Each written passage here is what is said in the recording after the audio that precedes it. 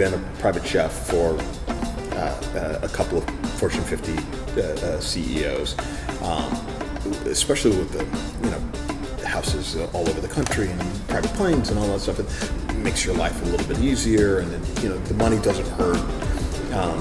But in the end, there's a level of hospitality. There's a level of not just craftsmanship, but there's a humbling level of existence that goes along with that. Without really, mincing words, you're a servant.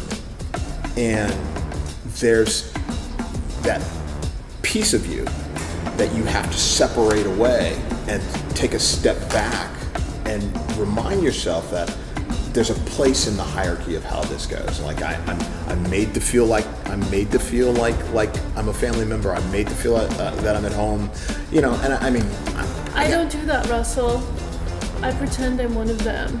Well, yeah, certainly. I mean, I know I'm their servant, but I don't let them treat me like a servant. Well, neither do I. I've never done that, and I've certainly stepped away from clients when I feel like the lines get crossed or blurred sometimes. But I mean, I've had those experiences where I've had to definitively, go back to my bungalow or my house or my wherever it is that I'm residing if I'm on the road, or going back home if I'm on property or whatever, and reminding myself that there is a division of church and state with all of this, and that's to keep myself sane, that I have to remind myself about that, because you can really easily get caught up in it, and it can be a dangerous place for you, and it can be a dangerous place for you emotionally. I mean, it takes special individuals. There aren't a lot of people that can truly be successful at it and not get sort of absorbed and sucked into it in a very negative way. So, yeah.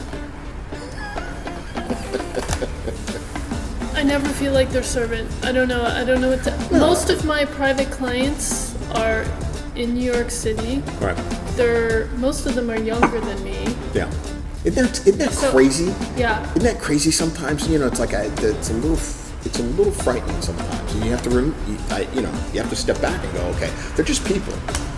Like, they're just people with issues and foibles and insecurities and everything else like all the rest of us. I mean, I like to interject sometimes, and they look at me and they're like, who's this crazy person in our presence? Yeah.